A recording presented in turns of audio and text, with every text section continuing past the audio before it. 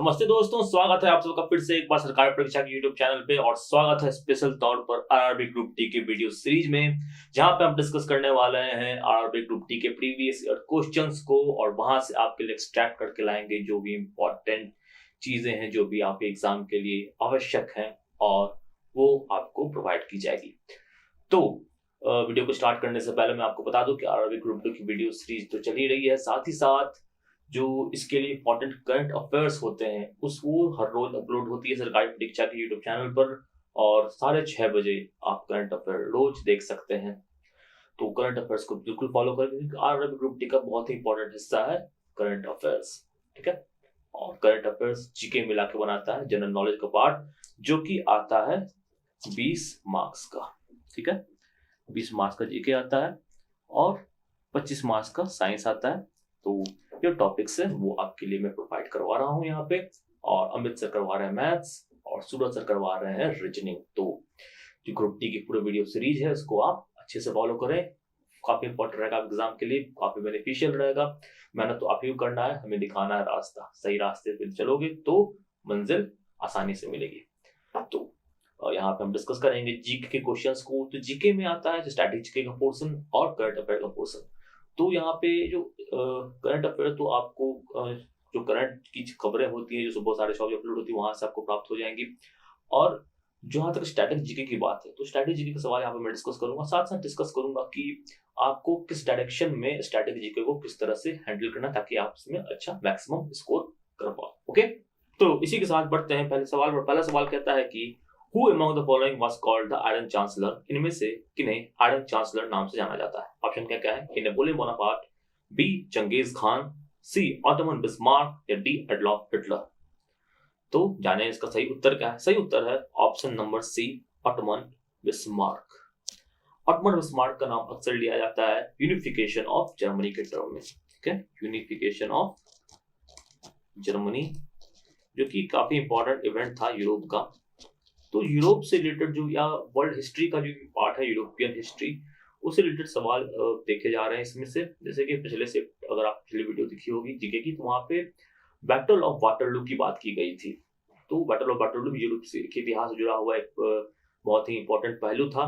और ये भी ऑटोमन एम्पायर, ऑटोमन बिस्मार्क जो थे, ये यूरोप में एक काफी ही जाने माने पर्सनैलिटी है। इनका योगदान रहा था यूनिफिकेशन ऑफ जर्मनी में। जर्मनी कई हिस्सों में, 2 हिस्सों में बटा हुआ था, और इनको जोड़ के एक जर्मनी देश बनाने का जो एक संकल्प था वो इन्होंने लिया था। ठीक है, और इस साथ यूनिफिकेशन जर्मनी के साथ यूनिफिकेशन ऑफ इटली भी काफी इंपॉर्टेंट टॉपिक होती है। तो सवाल जैसे कि यूनिफिकेशन ऑफ जर्मनी के एक पर्सनैलिटी से आया, यूनिफिकेशन ऑफ इटली और उससे रिलेटेड पर्सनैलिटी जो होते हैं, जैसे मैजिपी होते हैं, उनसे रिलेटेड सवाल भी बनने के चांसेस होते हैं। ठीक है, तो यूरोप की हिस्ट्री की कुछ चीजें हो आपको पढ़नी है तो आप पढ़ सकते हो क्लास 9th के एनसीईआरटी के टेक्स्ट बुक से। मैं अक्सर कहता हूं जो एनसीईआरटी का टेक्स्ट बुक है, सारे सवाल कॉम्पिटिटिव एग्जाम्स में जीके के वहां से आपको प्राप्त होते हैं। तो आप प्रिपरेशन को स्टार्टिंग कर रहे हो तो एनसीईआरटी को तो फॉलो करनी ही चाहिए। और यहाँ से आप इन वीडियोस को एक बार देखोगे, फिर आपको पता चलेगा कि जो प्रोवाइडीज हैं, जो प्रीवियस क्वेश्चंस, वो कहाँ से उठाए जा रहे हैं। ज्यादातर एनसीईआरटी से उठाए जा रहे हैं। ठीक है, तो इनके बारे में थोड़ा सी बात जान लेते हैं। तो ऑटोमन बिस्मार्क जो है वो इनका जन्म हुआ था बर्लिन में, नॉर्थ वेस्ट बर्लिन में, 1 अप्रैल 1815 में इनका जन्म हुआ था। 1862 में जो वहाँ के पर्शिया के किंग थे विलियम हम्बन, इन्हें अपना प्राइम मिनिस्टर घोषित किया। ठीक है, बिस्मार्क का सपना, जैसा कि मैंने कहा, कि जर्मन एम्पायर को पावरफुल बनाना, यूरोप में काफी पावरफुल बनाना और यूनिफाई करना, जर्मनी देश को एक जर्मन देश बनाना, और इसे जो यूरोप है उसका एक सबसे पावरफुल जो एम्पायर रूप बनाने का इनका सपना था। अंडर पर्शियन जो पर्शियन किंग थे उन्हीं के अंदर ये काम करते थे, और पूरी जर्मनी को उनके अंदर वो यूनाइट करना चाहते थे। ओके, और इसके लिए उन्होंने अलायंस भी बनाया ऑस्ट्रिया से, हंगरी से, और इनका एम था जो बड़े पावर जैसे फ्रांस और रसिया, इनके खिलाफ युद्ध करके इनसे जीतना, क्योंकि ये सब पावरफुल एम्पायर थे, फ्रांस, रसिया, इंग्लैंड, तो इनको आप हराओगे तो पावरफुल बनोगे। ठीक है, तो ये था ऑटोमन बिस्मार्क के बारे में। अब जर्मनी का अगर स्ट्रक्चर देखो उस तरह का, किस तरह का था, देखो ये हमारा पर्शियन किंगडम, ठीक है, और ये था साउदर्न जर्मनी। तो इसको एक तरह से यूनाइट करने का काम इन्होंने किया। अब ये देखो जर्मनी, अब यूरोप इस तरह से दिखता था, पहले इस तरह से दिखता है। जर्मनी पहले ऐसे अलग से देश था नहीं, जर्मनी क्या बना, बाद में एक देश का रूप इसने लिया। ठीक है। तो ये बात है जर्मनी का यूनिफिकेशन। यहाँ पे आप इटली देख लो, इटली भी एक देश में नहीं बटा हुआ था, इटली की भी यूनिफिकेशन हुई थी। Unification of Germany, unification of Italy, एक इंपॉर्टेंट टॉपिक है यूरोपियन हिस्ट्री का, तो इनके बारे में आप पढ़ सकते हैं। साथ ही साथ यहाँ पे जो फ्रेंच रिवॉल्यूशन और रशियन रिवॉल्यूशन है, यहाँ से भी कुछ कुछ सवाल बनने के चांसेस ऐसे रहते हैं। ठीक है, तो आगे बढ़ते हैं अगले सवाल पर। सवाल कहता है कि gulf of Bosnia is situated between two countries, one of them is Switzerland and other one is, and दूसरा कौन सा देश है? तो ऑप्शन क्या क्या है? डेनमार्क, रसिया, स्वीडन या नॉर्वे। तो सही उत्तर क्या होगा? सही उत्तर जानने से पहले देख लेते हैं ये मैप को, एक्चुअली में जगह है कहाँ। ठीक है, तब आप सही उत्तर से अच्छे से रिलेट कर पाओगे।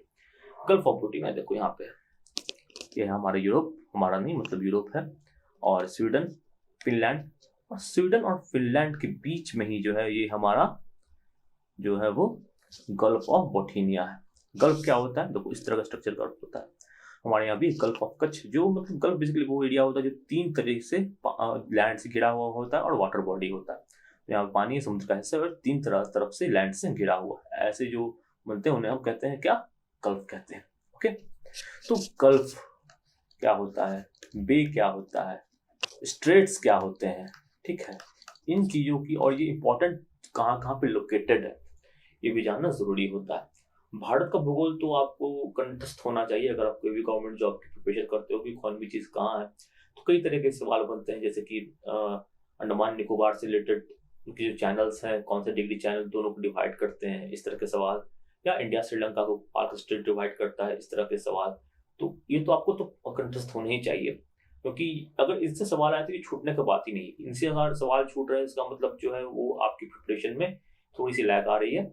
क्योंकि ये जो देखो, जैसे कि कोई भी एग्जाम होता है ना, कोई भी एग्जाम हो रहा है, तो जैसे में 100 क्वेश्चन आ रहे हैं, तो इसमें देख लो कि 50 क्वेश्चन तो यार ऐसे होते हैं कि हर कोई बना ले, ठीक है। 20 क्वेश्चन होता है कुछ स्पेसिफिक लोग बना पाते हैं, और उसके बाद जो 10 क्वेश्चन होता है ना, ये होते हैं डिसाइडिंग फैक्टर। तो पहला फोकस क्या है? पहला फोकस ये होना है 50 से 50 जो है हमारे सही बने, ठीक है। फिर 20 पे फोकस करना है, फिर देखना है कि 10 में जो है वो क्या हम कमाल कर सकते हैं। 10 में से हम 3-4 भी अगर कर लेते हैं तो सिलेक्शन के अच्छे चांसेस होंगे, ठीक है। तो 3-4 जो तो आपकी स्पेशलाइजेशन भी हो सकती है। जैसे कि अगर आपकी स्पेशलाइजेशन लाइक हिस्ट्री है, तो आप हिस्ट्री से अच्छे से पढ़ लो। अगर आप हिस्ट्री से भरा हुआ है, आप हिस्ट्री से अच्छे से भरोगे, तो हिस्ट्री से कोई भी सवाल आएगा आप बना सकते हो। तो 10 में से अगर 2-3 सवाल हिस्ट्री के आ रहे हैं तो वो तो आप बना ही लोगे। साथ ही साथ अगर मैं बात करूँ कि जो बेसिक सवाल है 50, ये अगर आपको पूरे हो और आप 20 के भी आते हो, तो आपकी जो चांसेस आप देख लो कितने बढ़ गए हैं, ठीक है। पहला एम क्या है? ये खत्म करना। इसको जल्दी से निपटा लोगे ना, तो फिर आप यहाँ पे बढ़ पाओ, तो ही इस पे पढ़ने का मतलब है, ठीक है। तो 50 क्वेश्चन में कैसे क्वेश्चन आते हैं? बहुत ही बेसिक से क्वेश्चन आते हैं, क्योंकि इंडिया के भूगोल से रिलेटेड, इंडिया के इतिहास से रिलेटेड होते हैं, ठीक है। कुछ कॉमन से अगर मैं साइंस की भी बात करूँ तो कुछ बहुत बहुत बेसिक से कंपाउंड्स के नाम पूछे जाते हैं। तो ये चीजें तो आप कंठस्थ कर लोगे, ये तो बेसिक है, इसके बिना तो लाइक काम नहीं चलेगा, ठीक है। तो इसके बाद हमें क्या क्या पढ़ना, क्या क्या सोचना है, उन चीजों में इस तरह के सवाल आते हैं। क्योंकि तो हर गल्फ कहाँ है, हर ये कहाँ है, ये आप किसी के लिए भी याद करना मुश्किल होता है, और कहीं से भी सवाल पूछे जा सकता है। तो हमें क्या करना है, जो इंपॉर्टेंट है या इंपॉर्टेंट घटनाएं जो आसपास घट रही है उससे रिलेटेड क्वेश्चन करना है, उसको तो आपको पढ़ लेना है। पहला पार्ट तो ये करना है। उसके बाद आप अपने एरिया ऑफ इंटरेस्ट के हिसाब से किसी सब्जेक्ट को अच्छे से कमांड कर सकते हो, जैसे कि आपको उस सब्जेक्ट के सवाल आपके छूटेंगे नहीं, ठीक है। तो यहाँ पे आप देखो, अगर आपको ज्योग्राफी में इंटरेस्ट होगा तो आप इस तरह के सवाल कर पाओगे। आप बताओ कौन से गल्फ कहाँ है, कौन से इंपॉर्टेंट जो बेस है, या कौन से इंपॉर्टेंट जो आइलैंड्स हैं वो कहाँ कहाँ पे लोकेटेड है। तो ये तो है। और अगर भारत के पड़ोसी देश के बारे में अगर आप पढ़ लो तो कुछ सवाल तो वहां से भी क्रैक हो जाते हैं, ठीक है। तो ये कौन सा देश के बीच में आप देख सकते हो, यहाँ पे फिनलैंड है, फिनलैंड तुम्हारे सवाल में ही है। दूसरा कौन सा देश है?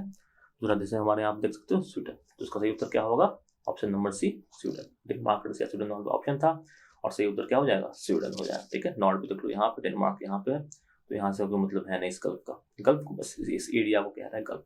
तो एक तरफ फिनलैंड, एक तरफ है स्वीडन, ठीक है।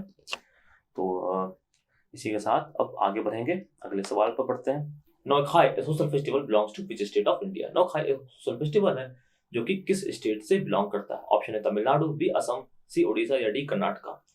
तो सही उत्तर क्या होगा? सही उत्तर होगा option number C, Orissa. Bharat क्या है? त्योहारों का देश है।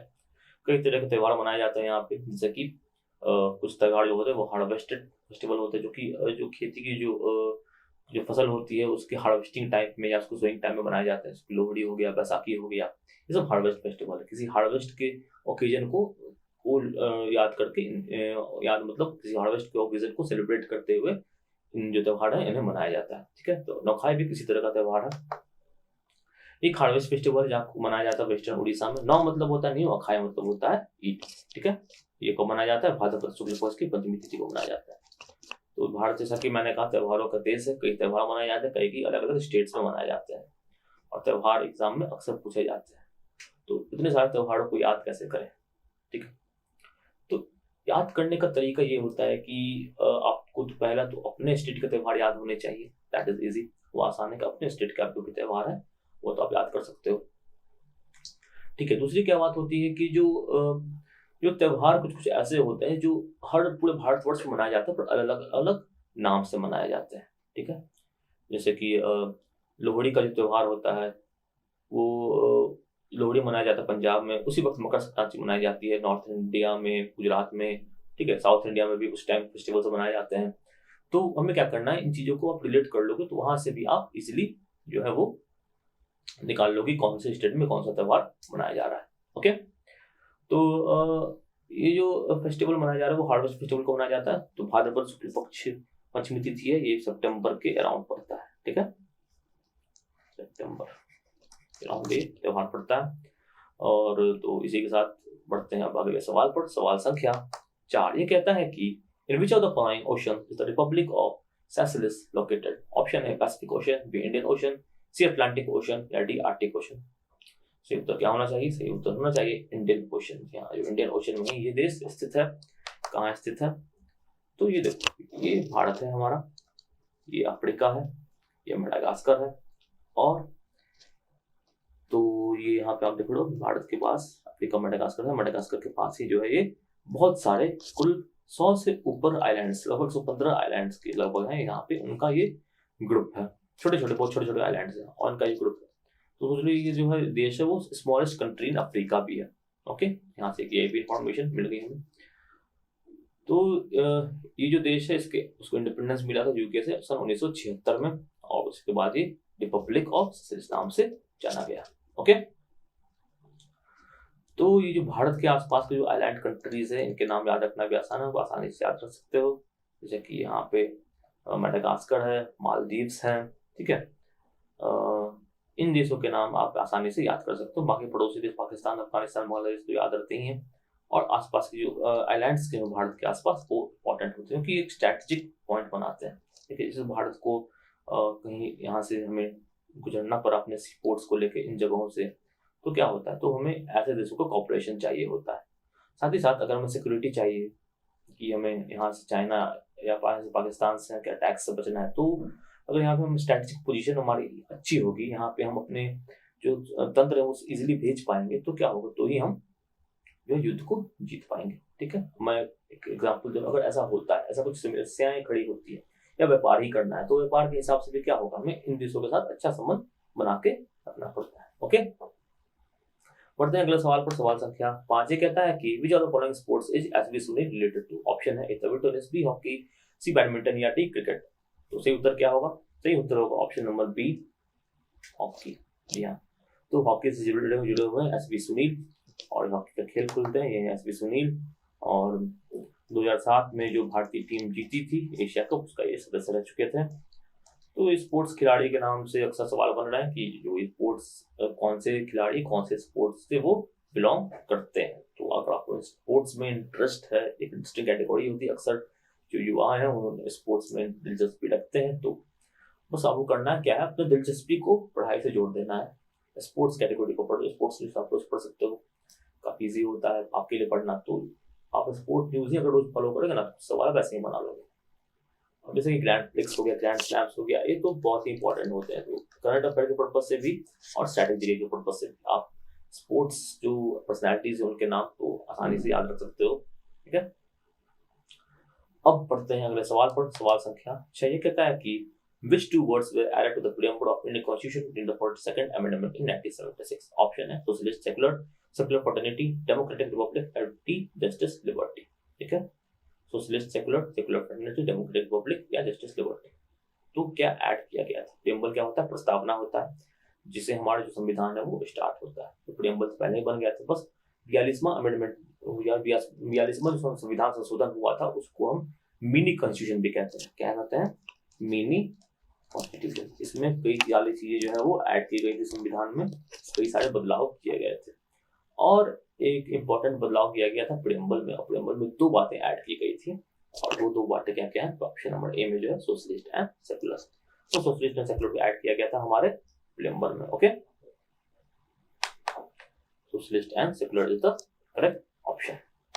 तो यहाँ आप देख सकते हैं, यहाँ पे हमारा प्रीएम्बल है। ये क्या लिख कहता है कि we the people of India having solemnly resolved to constitute India into a sovereign, socialist, secular, democratic republic, and to secure all its citizens justice of social, economic, and political liberty of thought, expression, belief, and faith and worship, equality of status and of opportunity, and to promote among them all fraternity, assuring the dignity of the individual and the unity and integrity of the nation. In our Constituent Assembly, the 26th day of November 1949, do verbally adopt the enact and give ourselves the Constitution. ठीक है, और ये 26 नवंबर जिस दिन हमारा संविधान जो बनकर तैयार हो गया था, फाइनल ड्राफ्ट हो गया था, उसी दिन को कहा भी जाता है क्या? Constitution day. ठीक है, कॉन्स्टिट्यूशन डे कब मनाया जाता है? 26 नवंबर को। तो ये सब 7 चीजें भी साथ साथ पढ़ते चलो। तो अगर आप नोट्स बना के भी चलोगे ना, रोज की जो करंट अफेयर्स की क्लास होती है या आरआरबी ग्रुप टी की जो जीके की क्लासेस होती है, साइंस क्लासेस होती हैं, आप नोट्स बना के चलोगे ना और उसको रेगुलरली रिवाइज करोगे, तब भी आप कड़ी आसानी से जोड़ पाओगे। ओके, तो 42वां अमेंडमेंट की बहुत इंपॉर्टेंस है, इससे बहुत सारे सवाल बन सकते हैं, जैसे कि इसको मिनी कॉन्स्टिट्यूशन कहा जाता है। देखिए कौन से साल में आया था? 1976 में आया था। क्या क्या ऐड किया गया था प्रीएम्बल में? सोशलिस्ट, सेक्युलर ऐड किया गया था। ठीक है, प्रीएम्बल से भी कई सवाल बनते हैं, जैसे जस्टिस है, तो जस्टिस कौन सी चीज की टर्म्स जो है? Social, economic and political. ठीक है, liberty of thought, expression, belief and faith and worship. तो इनके साथ जो टर्मिनोलॉजी है, टर्मिनोलॉजी जो प्रीएम्बल है, तो प्रीएम्बल का सबसे पहले तो सम्मान करना चाहिए। प्रीएम्बल जो है संविधान का एक मूल प्रस्तावना है, और एज ए सिटीजन प्रीएम्बल हमें तो पता होना चाहिए प्रीएम्बल में क्या क्या चीजें हैं, और एज ए सिटीजन हमें इसकी पूरी रिस्पेक्ट करनी चाहिए। संविधान जो संविधान की जो किताब है, जो भारत में सबसे बड़ी किताब मानी जानी चाहिए, कि जो देश है वो इसकी के अकॉर्डिंग ही चलेगा, और इसके अगेंस्ट कुछ भी होगा सो उन चीजों को हमें नहीं करना है।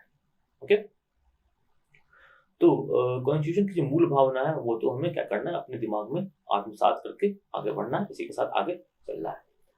तो 42वां अमेंडमेंट, जैसा कि मैंने बार बार कह रहा हूँ, बहुत इंपॉर्टेंट है, इसको आप अच्छे से पढ़िए, अच्छे से नोट करिए। आगे बढ़ेंगे अगले सवाल पर। इसके साथ ये कहता है कि Babur made his first raid in India into -AD। Babur ने भारत पर पहला आक्रमण कौन से साल में किया था? ये सवाल है। ऑप्शन से 1519 में, 1521 में, 1535 में या 1544 में, 1590, 1521, 1535 या 1544। सही उत्तर है ऑप्शन नंबर ए 1519। तो यहाँ पे कंफ्यूजन पैदा हो सकता है। अगर ऑप्शन 1526 रहता तो लोग बहुत लोग कंफ्यूज हो जाते हैं, क्योंकि 1526 वो डेट है जब बाबर ने मुगल साम्राज्य को भारत में स्थापित किया था। ठीक है, और बाबर ने पानीपत की लड़ाई जीतकर मुगल साम्राज्य को 1526 में भारत में स्थापित किया था। पर उससे पहले कई साल पहले भी बाबर ने भारत पर आक्रमण किया था। ठीक है, तो जानते हैं इसके बारे में। बाबर ने पहला आक्रमण किया था भारत में 1519 में 2000 घोड़ों के साथ बाजौर नाम के जगह पर जो है अटैक किया था। ये बाजौर कहाँ है यह बताएंगे कमेंट सेक्शन में। ओके, तो इसके साथ ही जो है मुगल एम्पायर शुरू हुआ था, और फर्स्ट बैटल ऑफ पानीपत जो हुआ था 1526 में, जिसमें बाबर ने इब्राहिम लोदी को हराया था, और उसी के साथ जो है बाबर की जो है वो सत्ता शुरू हुई थी भारत में। ओके, बाबर को दफनाया गया था बाग बाबर गार्डन में। तो और बाबर नामा जो है वो किसके द्वारा लिखी गई थी? चगताई तुगलक के द्वारा लिखी गई थी। ये बाबर की जो है वो हिस्ट्री है, ठीक है, उजैके बाबरी। और बाबर ने जो है अपनी हिस्ट्री में काफ़ी कुछ लिखा है, और ये जो कौन सी भाषा में लिखी गई थी? ये लिखी गई थी टर्किश में।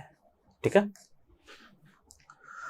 तो जो चगताई तुगलक है बाबर नामा का दूसरा ही नाम है, और बाबर ने इसे स्वयं लिखा था। और इसके बारे में अगर बात करें तो बाबर ने भारत के बारे में काफ़ी कुछ बड़ा बुरा लिखा था।